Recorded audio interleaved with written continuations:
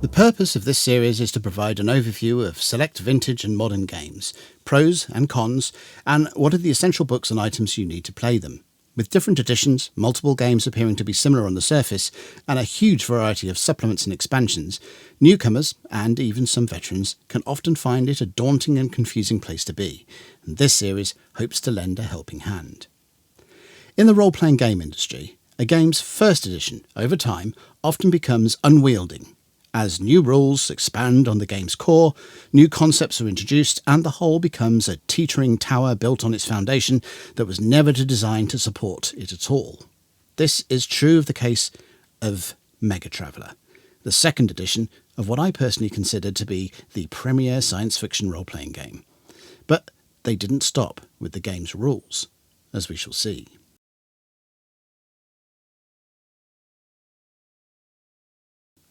We pick up our story of the Traveller game, and see my video on Classic Traveller for history before this, in 1986. As we touched on in that previous video, several companies had started their forays into the role-playing game industry by producing third-party material for Traveller. One of these companies, Digest Group Publications, or DGP, began its journey in August in 1985, founded by Joe D. Fugate and Gary L. Thomas, publishing the first issue of the quarterly Traveller Digest magazine. Through the course of their first 8 issues of this magazine, and in the pages of its classic Traveller products are 101 Robots, Grand Survey and Grand Census, DGP introduced a number of concepts that expand and tidied up some core Traveller rules. For example, the Traveller skill system was, by and large, left to referees to apply according to their interpretation of a situation. DGP introduced a universal task profile that specifically set out target numbers over task difficulty, skills used, time required, and failure resolution. With many of these enhancements to the classic Traveller system in hand, DGP set about compiling those, plus material from the books and supplements that GDW had released from 1977, into a single core set of rules. This arrived in 1987.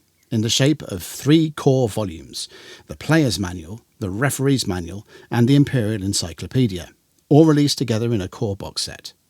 These drew from Book 4, Mercenary, Book 5, High Guard, Book 6, Scouts, Book 7, Merchant Prince, and Supplement 4, Citizens of the Imperium, for character generation. Supplement 5, Azanti High Lightning, and Supplement 7, Traders and Gunboats, for Starship and Starship Operations. Supplement 3, The Spinward Marches, and Supplements 8 and 11, Library Data, for Background Source, and of course Books 1 through 3, for the foundational rules. Coupled to this was material from DGP's earlier publications to expand and codify tasks. Essentially, if you had played Classic Traveller using most of the books and supplements, then you are in very familiar territory with the MegaTraveller rules, even if the furniture was somewhat more nailed down. The real differences between the two games came in the scope of the setting. Within Classic Traveller, the Imperium was given some detail, but not enough to drown a referee in details. Generally speaking, the library data supplements gave some broad brush points of interest, and individual referees were left to make the rest up for themselves. There was a little campaign building, which you can see within certain classic adventures by the imperial dates that they were meant to occur on, and ties back to board war games such as 5th Frontier War, which provided a backdrop for the Spinward Marches campaign. With MegaTraveller, however, you got an almost fully realised setting and metaplot. The Imperial Encyclopedia starts it off on its inside cover with a map of the Imperium and its various wars to date, that date being 1116. The Rebellion. What did we think at the time? Well, Star Wars had its rebellion against the oppressive Empire, and this facet immediately, at least in my mind, cemented the background of Traveller as some kind of Star Wars knockoff, which wasn't actually the case. But the choice of wording was there, intentionally or not, to make it seem that it was.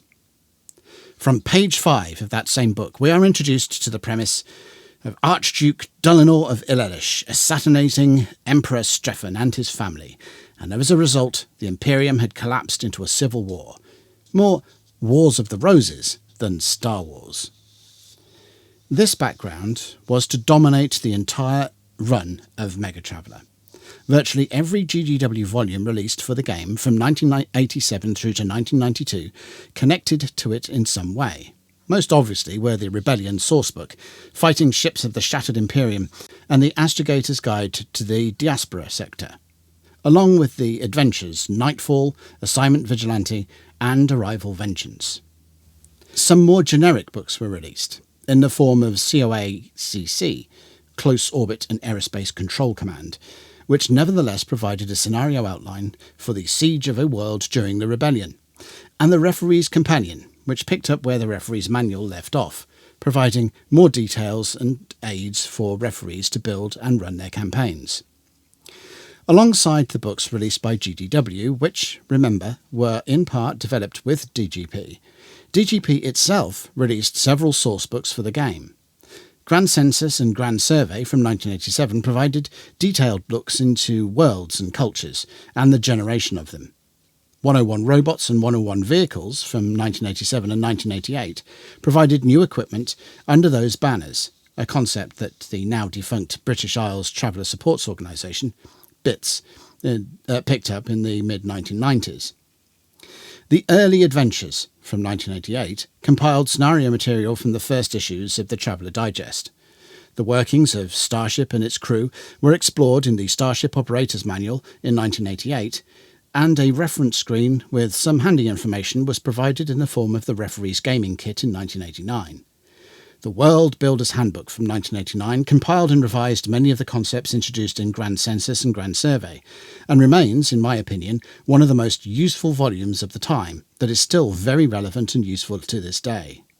2 Alien volumes were released, expanding the information on the Traveller's core alien races, provided in the Referee's Companion, in the form of 1990's Villani and Vagra, and 1991's Solomani and Aslan. The Flaming Eye from 1990 provided the framework for 2 lengthy campaigns set in and around the Vland sector during the Rebellion period. Finally, from a DGP perspective, the Traveller Digest ended with issue 21 in October 1990, making room for its revamped brother, the MegaTraveller Journal. That periodical would see publication from February 1991 to March 1993, with 4 highly useful issues. In fact, most of my Traveller gaming from 1993 to this day has its foundation in material from MegaTraveller Journal Issue 4. The whole Rebellion saga was capped off in 1991 by GGW with the Hard Times supplement. The aforementioned releases Assignment Vigilante and Arrival Vengeance and the Astrogator's Guide to the Diaspora were all tied into this volume, but I have left it to this point in the video to give it a brief overview, because, at least in part, it set the stage for what was to come. Hard Times describes what happens to a large society that decides to go to war with itself for a prolonged period of time. The first battles are energetic, as each faction is capable of throwing its full force at its opponents. As attrition sets into the militaries, the continued state of war reflects down onto society as a whole, and things start to fall apart. This is the premise of Hard Times. The Imperium in decline. Worlds losing stability and regular contact and trade with neighbouring worlds, collapsing back to whatever point that they are capable of sustaining in isolation. The Imperium functionally breaking down, giving way to independent star systems and a smattering of tiny, self-sufficient polities. What the book does is to provide a campaign framework and guidelines to regress worlds over time, represented by changes in their universal world profiles. And so, the entire MegaTraveller line came to an end in 1993. Having collated and updated the classic game we cut our teeth on and destroyed the Imperium before our eyes, from the initial shots of the rebellion in 1116 to its virtual collapse in 1128. GGW would pick up the tale with Survival Margin, released in 1993 under the banner of Traveller's next incarnation, the New Era.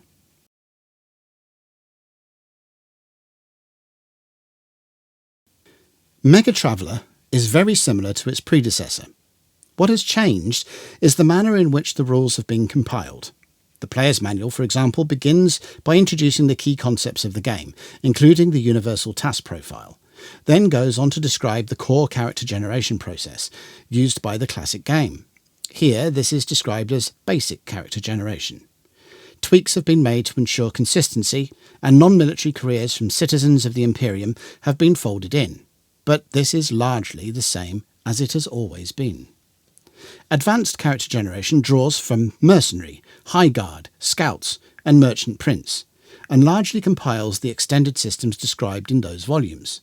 Again, edited for consistency, with the addition of certain concepts to make aspects of the classic rendering easier to understand. Brownie points and a system for being court-martialed are also added into the mix. The player's manual also describes skills and combat resolution. This is pretty much the same as classic. Roll 2 six-sided dice, add some modifiers, and compare to a target number to see if you were successful. As mentioned, the Universal Task Profile provides specifics for some tasks, time taken, difficulty, skills used, and so on.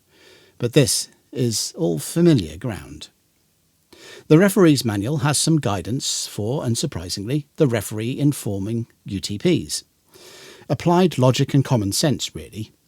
World generation, encounters, trade, and starship design are all here too, as are the rules for starship combat. Both core manuals are interspersed with snippets of background regarding the Third Imperium in general and the Rebellion era in specific. This makes it feel much more like a game set in the Imperium, rather than a generic science fiction game with the Imperium being an example setting, which is a reversal in feel from classic Traveller. The Imperial Encyclopedia is basically a compiled volume of library data. From a general point of view, however, it does provide stats for equipment, vehicles and starships, as well as starship encounters and operating procedures. These latter, I think, should have been put into the referee's manual alongside the starship construction rules. Regardless, this is still all familiar stuff. If you know how to roll 2 dice and compare them to numbers, MegaTraveller is as easy to play and as fun to tinker with as its predecessor. The referee's companion adds a lot. Large-scale combat rules are here, which is a logical inclusion for a game set within a milieu containing a lot of warfare. It also includes details on the major aliens of the Traveller universe, the Droyan, the Zodani, the Aslan and the Vagra. Further insight into starship operations, here focusing on things that you can do within a star system, as opposed to jumping from one system to the next, and technologies extant within the Imperium. Another interesting inclusion here is advice for running large-scale campaigns. Previously, the Traveller campaigns that most people ran were within a subsector, or even a sector, and usually the eternal default of the Spinward Marches. These guidelines offer advice for running campaigns that span an entire domain, or the Imperium, or an even larger area. The advice should be heeded by any Traveller referee with dreams of far-reaching campaigns, whatever edition of the game that you are playing. They are wise words, and my favourite campaign that spanned 9 sectors centred on Gateway was all the better for it. So, those volumes for me form the core of the game, and despite the window dressing setting within the Rebellion era, it formed just as an expansive and flexible game as classic Traveller. In fact, most people I have encountered that have said that they prefer classic to MegaTraveller have, when asked why, pointed towards the Rebellion, so it seems that MegaTraveller suffers a certain amount of negative press among some quarters, not for its rules and the quality as a game, but for the setting that it was given as a default. So, given that we have said much so far about how MegaTraveller is more or less the same game, mechanically, as classic, what is it like when considering the major differences between the 2 editions, i.e. the Rebellion? Well, conveniently, the domain of Deneb, which includes the Spinward Marches, provides the answer of not much. It will equally be convenient to do this for the next edition of Traveller on the list, but we'll cover that when we get to it. Basically, Archduke Norris stepped up to keep his domain mostly free from the attacks of the other factions were throwing at each other, and thus keep the marches feeling pretty much like the Traveller games that we played in the 1105 period. So if meandering around a relatively stable border region with a bit of trade and a bit of exploration here and there, and then, well, all still very much present. Where it becomes interesting or different is when you step outside this relatively safe region and plunge into the areas affected by the war.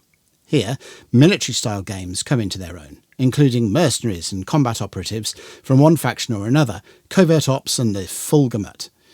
There is enough war for anyone with a bent towards the military side of Traveller to keep them satisfied for a good time. These sectors also offer a different style of classic forms of pay. Take a merchant campaign, for example. Traditionally, this is all about speculation and calculating the potential profits to be had on shipping trade items of a certain nature from System X to System Y. With a lot of flux within the war zone sectors, new dimensions come into this speculation. The profits to be had by an independent trader willing to take the risk of flying through the cracks in a naval blockade, or who is capable of doing the maths to calculate the profit in carting goods around as established trade networks begin to crumble, is a different take. Another addition to the potential adventure fold is the survival campaign. Now, these have been done before, for example, within Double Adventure 4, Marooned and Marooned Alone, but on a small scale. By using the framework provided by the Hard Times sourcebook, the survival campaign expands out to encompass not simply the environment of a world, but whole areas of space. The decline of society means traditional ways of acquiring resources and creds gradually disappear. So adventurers here must nurture versatility. They must also be on guard because that world that they once used as a familiar and safe stopover might not be the world they knew anymore. Where universal world profiles are changeable and library data can no longer be relied on, those who can adapt best survive, while the rest of around them do not. Dealing with smaller polities is another aspect. Classic did have some of this, with travellers having the Sword Worlds and the Darien Confederation to interact with. But consider the examples of the diaspora sector, provided by the Astrogator's Guide. Here, the polities are much smaller and more numerous. Not only do travellers get to experience the differences inherent from one world to the next, but also between interstellar governments that hold only a half-dozen worlds together, often in a desperate attempt to stave off a new long night. So in reality, instead of force players into a rebelling or nothing route, MegaTraveller and its rebellion setting actually open up even more avenues for adventure. Your mileage will vary, of course, but for me, MegaTraveller cleaned up a lot of the unclear and sometimes contradictory elements of the classic game, especially when the later books and supplements were added, and provided some interesting takes on the setting.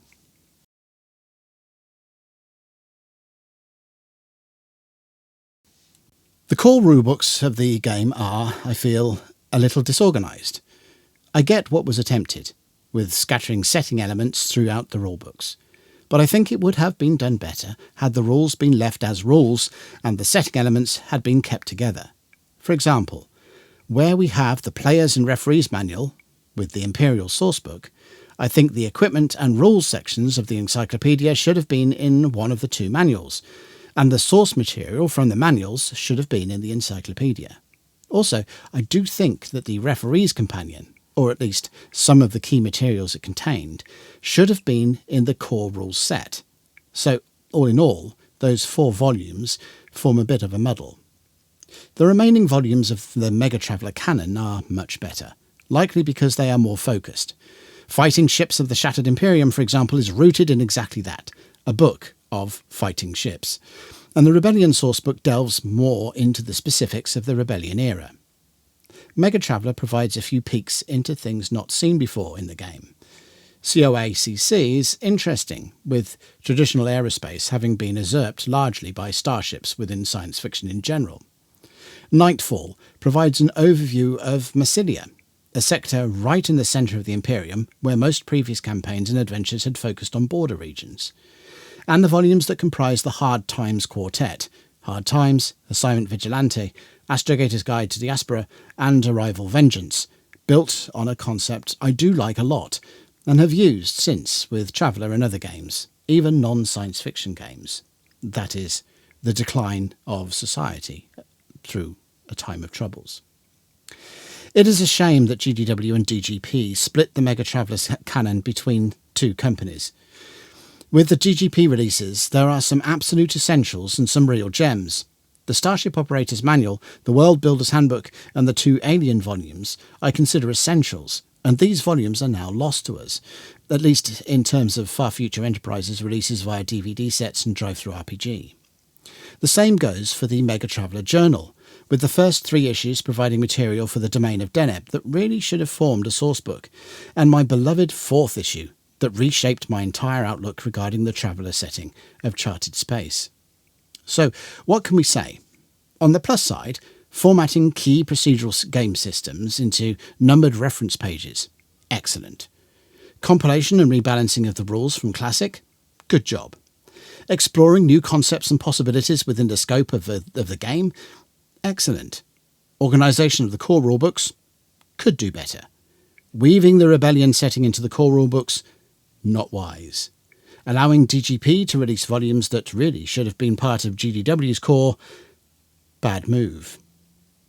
MegaTraveller is not my favourite version of Traveller, and wasn't at the time of its release either. In fact, in the main, I stuck with Classic, drawing certain MegaTraveller materials into that, until my favourite edition of the game came along. No spoilers, you'll have to wait. But books such as Hard Times and the World Builder's Handbook do provide a lot of most excellent shine.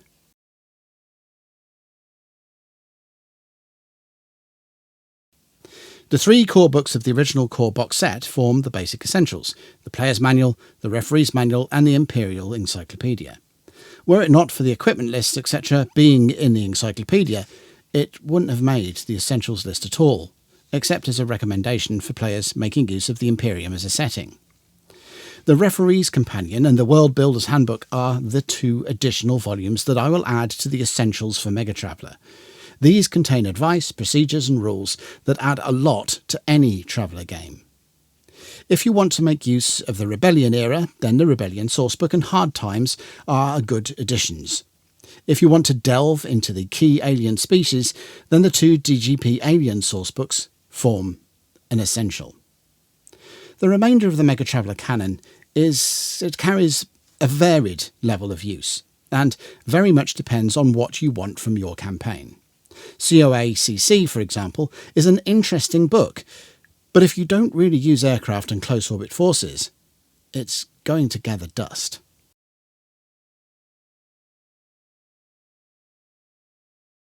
MegaTraveller is a good rejig and compilation of the classic game, with a Marmite default menu, some organisation issues, and some absolute diamonds woven into its library. Much of the secondary material can be used with virtually any edition of Traveller, with little hassle, so it's absolutely worth checking them out. Many MegaTraveller books have remained as part of my active gaming library for decades. All in all, as I said, not my favourite edition of Traveller, but very far from my least.